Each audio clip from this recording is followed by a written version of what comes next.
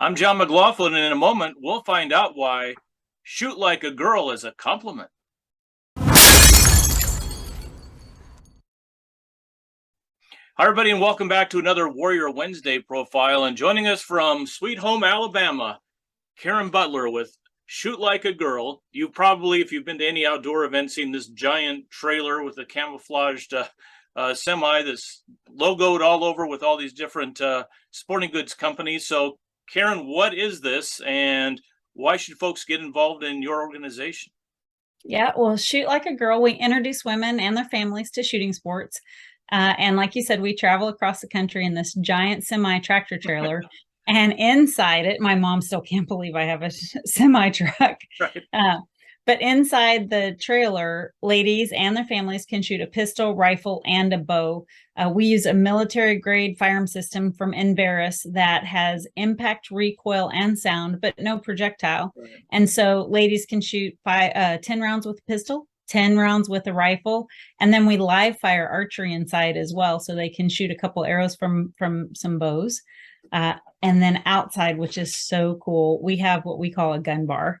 And on that gun bar, literally, I think we're at 38 handguns and 5 long guns.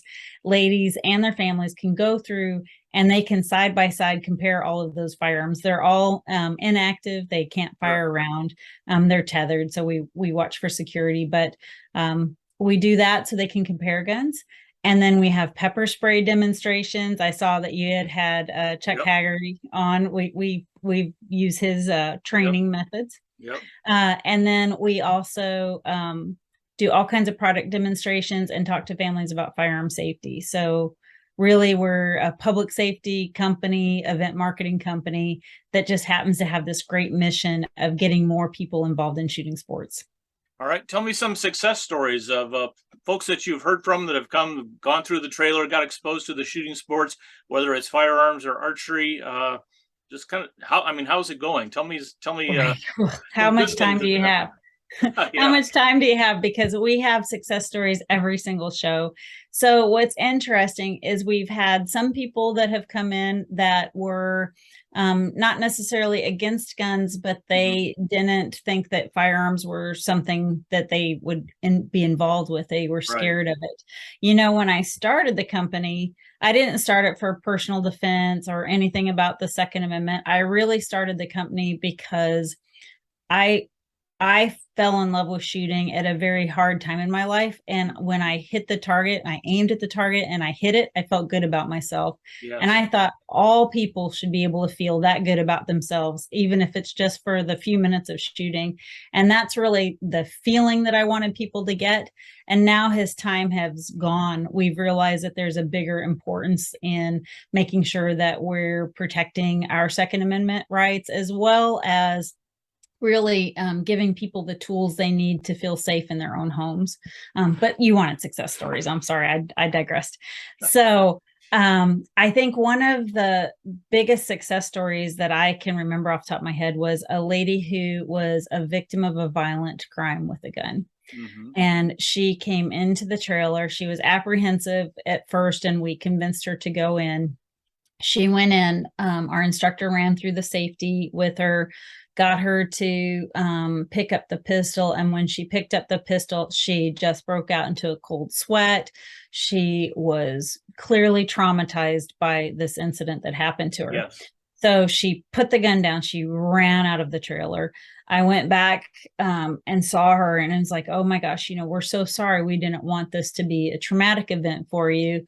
And she says, there's just so many people in there. It was so noisy. I said, guess what? I'm going to clear that whole entire place out, and we're going to take you in and give you private time in there. And so we cleared everybody out except for our instructor and her. And she went in and she shot both the pistol, and we use an AR platform rifle. She shot both of those. She left crying, and we were all devastated. Like, what did we do to this woman? And then she came back maybe a half hour later and was giving everyone hugs, because she left crying because she was so overwhelmed that she had overcome a fear and felt like she could now take that next step and go out and be able to defend herself so she wouldn't ever be a victim again. And when you can take someone from being that terrified to being that grateful for the opportunity, that was really great. I mean, we have families that come in, their kids shot archery. This is another one of my favorites. Her daughter shot archery, and she traveled around the country with her daughter to archery competitions and sat in the back reading a book. And the daughter's like, Mom, you should shoot with me. And Mom's like, I can't pull it back. Mom finally shot with us. She was able to shoot. The next year, I see the same kid, the kid and the mom. And Mom had spent the last year, that girl was going to college the next year, and Mom had started shooting, and Mom and her went to every archery tournament, every practice together, and they had this quality time. I mean, shooting sports really does provide families with just so much quality time, whether it's trap, pistol shooting, 22 competitions, you name it. There's so many activities for families to get involved with around shooting sports, that just really brings them together. It teaches discipline. You have to be paying attention. You have to be safety conscious. It's just, in my mind, it's the best thing going for an activity for families. I love that you include archery, because archery can kind of be not just the gateway to getting outdoors, but to getting comfortable with something and then maybe exploring firearms after that. I know a lot of families that I would say they're pretty neutral or maybe even anti in the firearm thing, but they got into archery, the kids got into archery, and that kind of paved the way to, well, maybe we should look at these other things now that we're comfortable with this. Right. So it is a gateway drug. It's all a gateway. I mean, there's so much. I wasn't going to use that term, but since you did. Gateway drug. Well, I mean, it is an addiction once you start shooting, you really, and I think it goes back to that craving of that hitting the target. It's so self-satisfying. There's few things in life that we can do for ourselves that make us really feel good about ourselves. And in a time where the whole entire world, it feels like, is criticizing everything. I mean, you can't take a breath without someone thinking you've breathed the wrong way. And so when you can do something that really lets you feel good about yourself, feel accomplished, I mean, we all need that feeling in our lives. And what the firearms community does is it not only makes you feel good about that way, but you're also invested in your fellow competitors, your fellow shooters. I have never seen a more inclusive, diverse group of people that are willing to welcome anyone than I have in the shooting sports community. It's just really, I mean, I just think it's the greatest place. There's a great book called With Winning in Mind. I don't know if you've heard of that. I've read it. Yes. So, I mean, the shooting sports are the great equalizer. You can, not be a super athlete, but yet you can compete at an Olympic level because it's more of a mental thing. And I just love how many people, I'll just give you an example. I have a young man I mentored for a while. He ended up in the Air Force now, but he was struggling on different things in his life, didn't know what to do, and finally said, would you take me to the range? I'd like to learn to shoot a rifle. And it totally changed his life. He went through basic training. He got his marksmanship badge, and everybody's like, my goodness, how did you learn to shoot a rifle so well? It was 1 hour of instruction before he went. And it just totally changed his outlook on the rest of his career. Yeah, that's I think that's Lanny Basham's book that you're talking about. It is, yeah. And I am a big fan of that book. So I ended up winning the Colorado State Championship based on that book. Wow. It changed my entire game for archery, and it's a great book. So I really recommend it. And I think you're so right. So that example that you gave is an example of how many people can have a life-changing experience. So we ask people, did your experience with Shoot Like a Girl change your life? And really, like 98% say it did. It had such a positive, profound impact on them in 20 minutes. And you think about it as we travel across the country, we've gained momentum this year that I really can't explain, other than the fact that there's so many people who've purchased firearms that are thirsty for information about them. So it's just amazing. I think we're over 31,000 people since I started the company that we've interacted with, and we're getting ready to expand, which is super exciting. We're adding a second rig. It's a mini rig that's not so mini anymore. Okay. Yeah, I think it's important, as you point out, there are a lot more firearms owners over the last several years, and many of them may not be what I would call super conservative, but they are concerned citizens, and the Second Amendment applies to all. So why not get these people oriented in the right direction? Yeah, well, since you brought that up, I will tell you, I believe that the Second Amendment is only political to politicians. There you go. So we have been on the ground level at a grassroots level in communities that are rural, communities that are urban, you name it, we've been there, except for there's like 4 states I won't take the trailer to. But outside, and I'll tell you that in a second. Yes. But those people, you couldn't say what political affiliation they were, what religion they were, what type of stereotype people you might want to call them. They're just people, and they are polite and kind. And so I would like to give your audience hope, because what we see on the ground is polite and kind people of all variations, of all types, of all ethnicities, of all backgrounds, economic, whatever you want to, however you would stereotype people. Mm-hmm. They're all just polite and kind. And it has been amazing for us. One of my favorite things, we had a guy in a Black Lives Matter t-shirt standing next to a guy in a Trump t-shirt, watching their wives on the screen, because we have TV screens outside the trailer so people can see inside. They're watching their wives. They are bantering back and forth about how excited they are that their wives are taking this journey. Mm-hmm. And they were polite and kind to each other. They clearly, by their outward appearance, had different, well, their statements on their t-shirts, really, mm-hmm. They had difference of opinions, but they were still polite and kind to each other. And I think if we could just kind of push some of the politicians to the side, we would see that the majority of our United States are still great patriots that are polite and kind. They just have different opinions. Amen.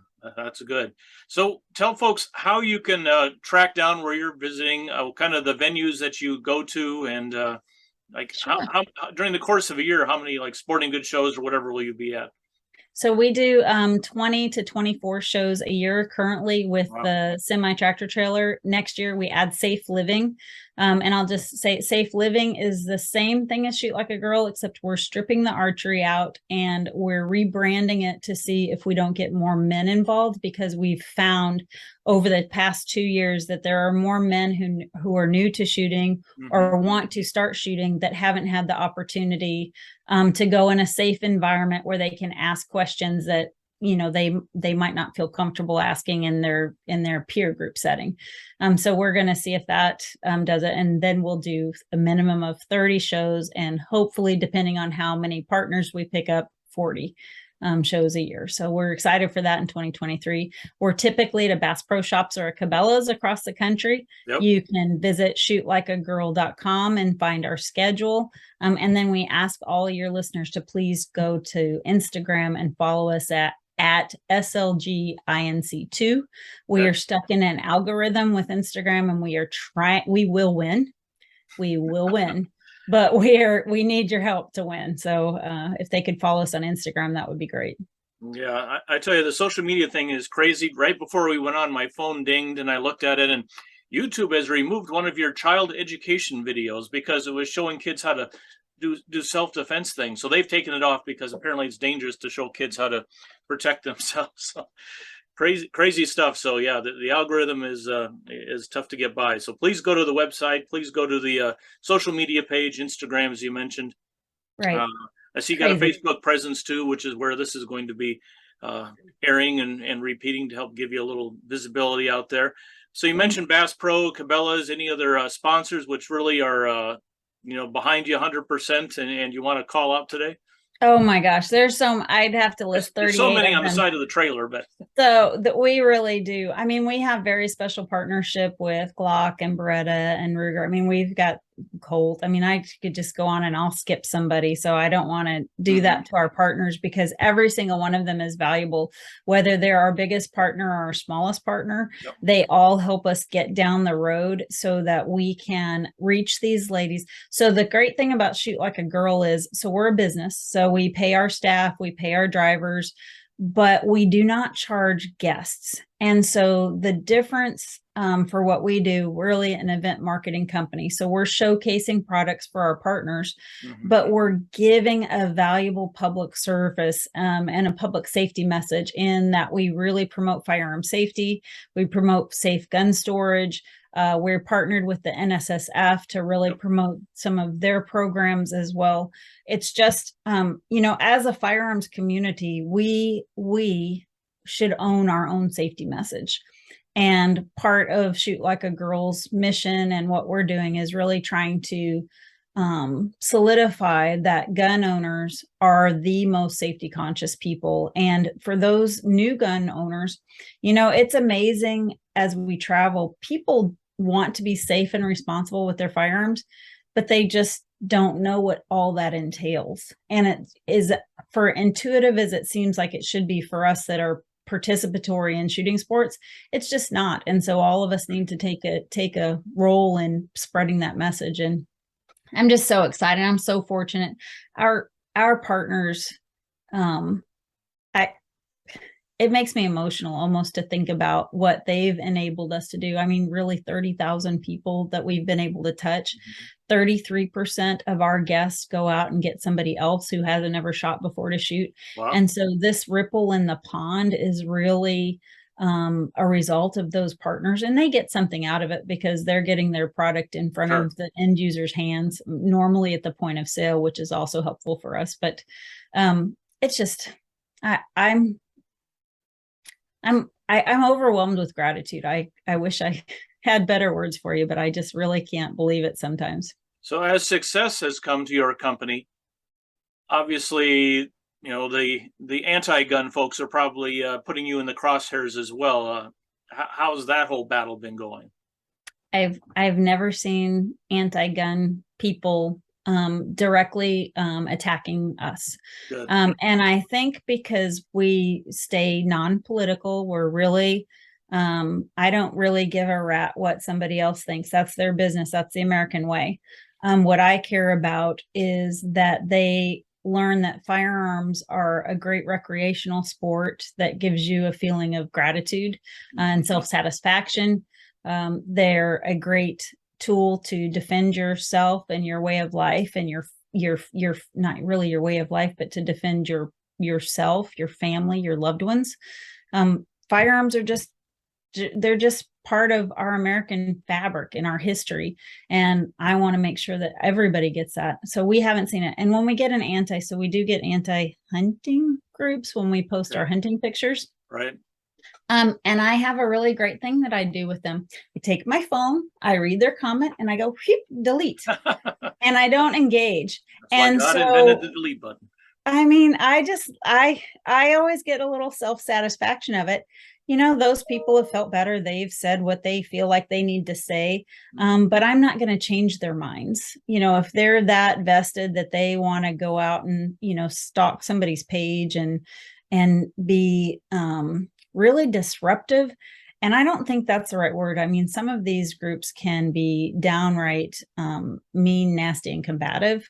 And I just don't have time for them. I'm too busy spreading the good word about shooting sports, and I'm not gonna engage with them. And on the anti-gun people, we've never had an anti-gun group. No, I should knock on wood. But I would invite any of them to come to our event and experience shooting sports for the first time and just get an idea of what that's like and what we're trying to promote.